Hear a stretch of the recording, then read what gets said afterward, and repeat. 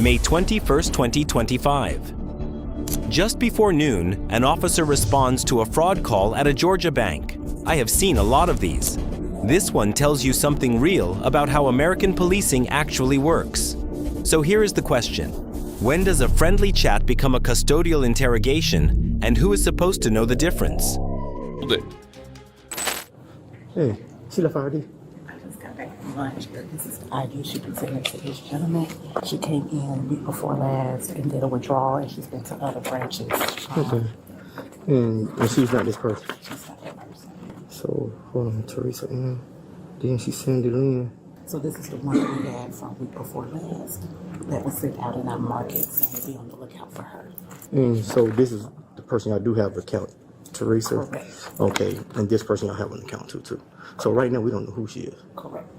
Hey, now, before I go, we need to talk to you real quick, okay? Now, we need to talk to you real quick. I'm Officer Hateville Police Department. The reason why we need to talk to you is basically that we got a call stating that you was trying to make some bank transactions or cash a check, whatever you was trying to do, utilizing someone else's information, not yours, and you was trying to impersonate yourself as that person. Are you aware of that? No. Okay. Do you have your ID now? No.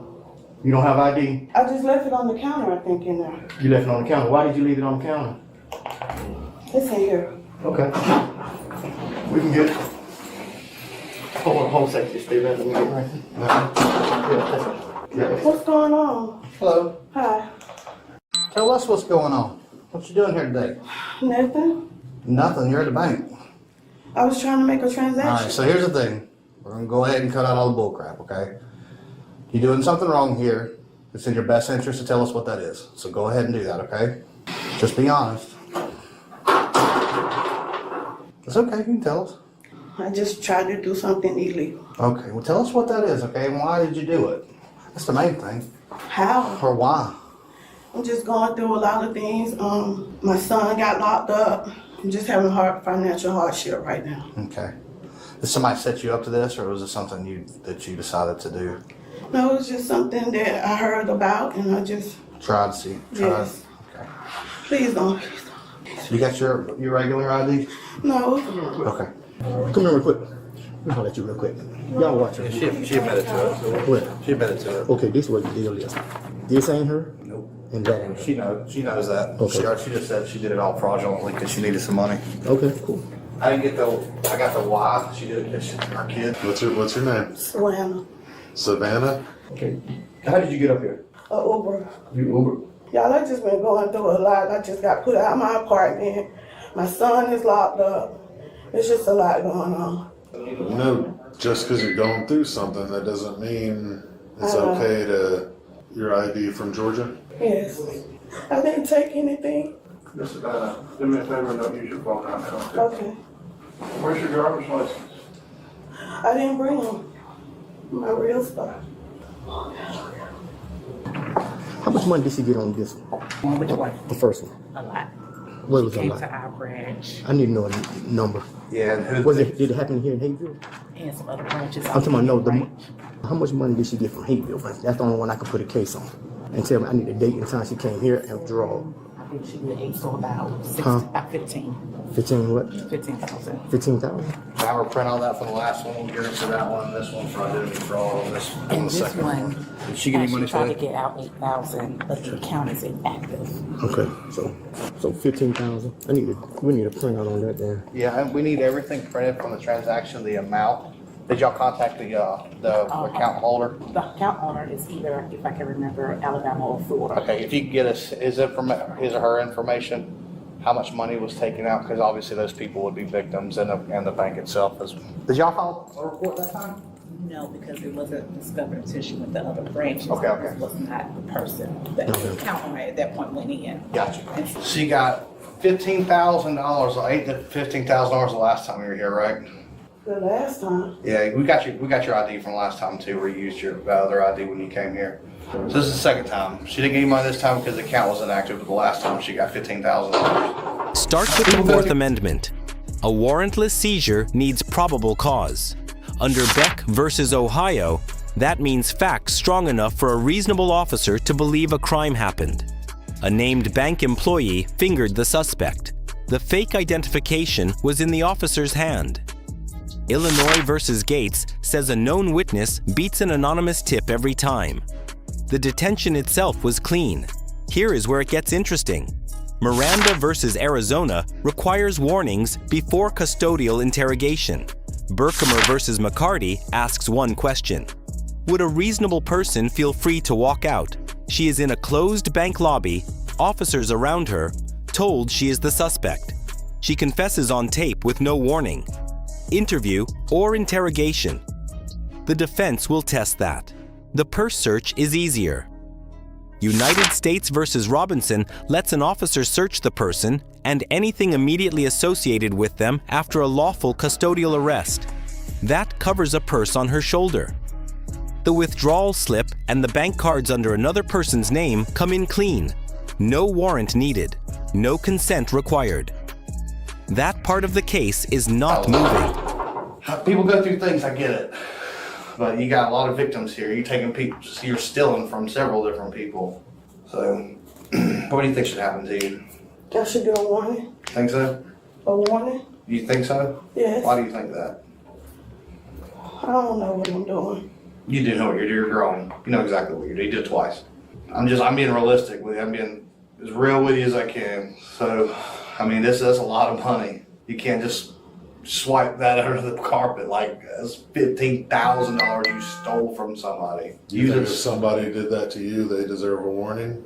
They took your money out of your. Chance, if they had things going on. They took money out of your account and you like used to pay it back to that person or something. That's not how that works. You can't pay that $15,000 back. That's why you're here. You used somebody else's ID and stole their money. So that's two things. It's a big deal. This ruins people's lives, not just yours, but if you come in and take money out of my account and pretend like you're me, you're ruining my credit, you're taking money out of my kid's mouth. Other ways to do stuff. I've been broke before and came up, and I didn't go steal nothing.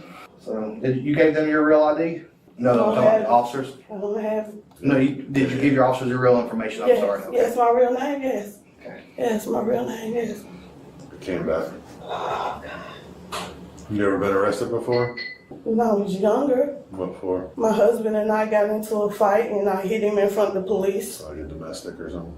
Yeah, they charged me, I think, with aggravated assault for hitting him in front of the police. That was like... Did you hit him with something? No, my hand. How long ago? Like 2009 or something. Way back. It might not even been in the 2000s. What's your son arrested for? He shot himself walking down the street or something in Clayton County. And I guess they have cameras or something and they saw it. He got picked up for a warrant, so when they saw that, they transferred him to Clayton County. If I could. What information do you need from the ones that you need here? Yeah, Name and number of the customer, the true customer? that's it, and the amount and the date that she did it. Got it, okay. Okay, I need the only ones I need for is hate bill. Yeah. Okay, got you. Appreciate you now. No, she said she Ubered here. I just said that she had car keys, cause I don't trust her, man. I don't even think who that name she gave us is her, man. I think we need to rapid ID. Is that supposed to be her? No, these are not her. Okay, so I guess the last time she came in here, did she give her real ID? No, that's the That's ID. what she gave Let me see us? what she do, man. And the customer, the true customer went into a branch, whatever state they're in, and said that money is being coming out. And that's how we... So here's the thing. She got her picture on these IDs. These are not her name. This is not her name. This is a different name with her picture on it. Yeah. So some kind of way she's giving us our customers' account information. Yeah. So her name is Sawana. She swears that's her real stuff. I mean, whether it is or not, we'll find out. Yeah, because like I said, these are convincing. Usually what happens is these people find a homeless person on the side of Cleveland Ave and say, let me take your picture. I'll be back in tomorrow. I'll give you $100 if you go in and cash this check. And they come back with a fake ID with the picture on it. Well, we just had a guy, last week or the week before at Delta Community do the same thing. Yeah, that's what I'm saying, man.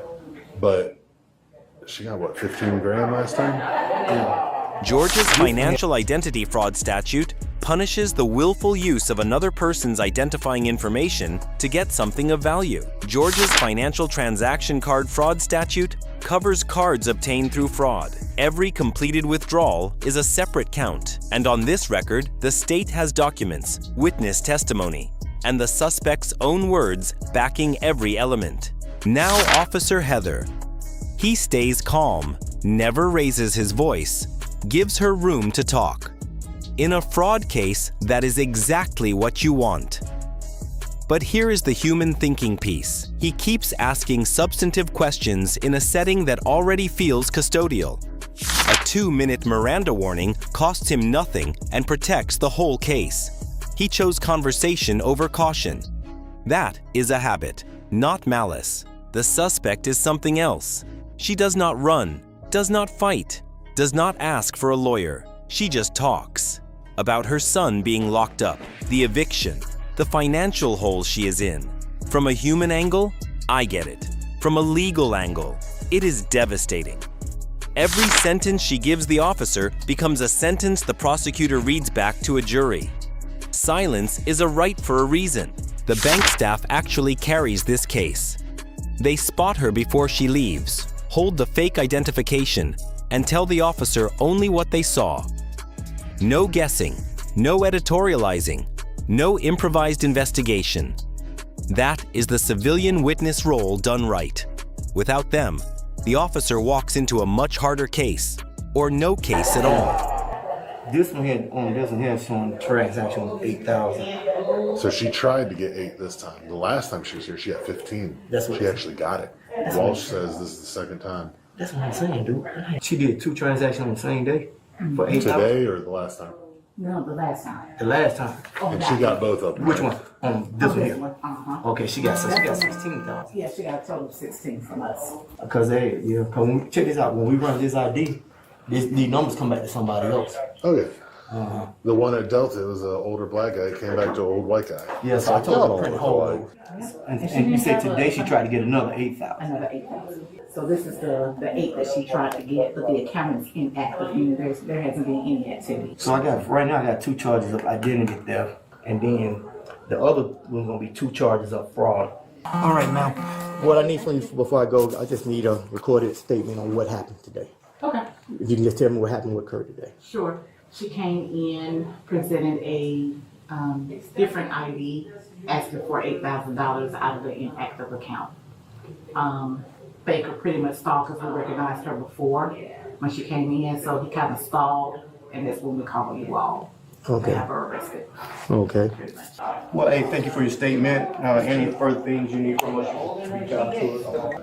Do you need that cane to walk? Yes. All right, well, you get your purse from me, okay? You got anything else on you that's gonna stick harm us or poke us or anything? You're gonna be under arrest for this, okay? The bank wants to prosecute, the person wants to prosecute. We're gonna make it as easy for you as possible, okay? We're gonna walk you to the car, we're gonna handcuff you when you get to the car, okay? Lesson 1.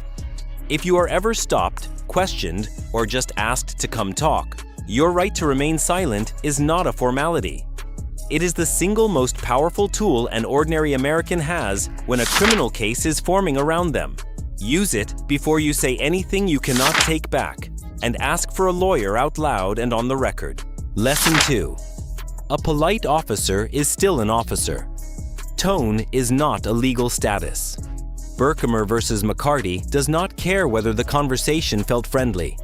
If you are not free to leave, you are being seized, and what you say will be used. Read the room, not the smile. Lesson 3. If you witness fraud at your bank, your store, your workplace, the playbook these tellers used is the gold standard. Identify the person quietly. Preserve the document, call the police, and tell them only what you actually saw. That protects your community. Without putting you in a witness chair you cannot defend. Let us know if there is an interaction or legal topic you want broken down in the comments below. Thanks for watching, and do not forget to check out the second channel for more police interaction and courtroom content.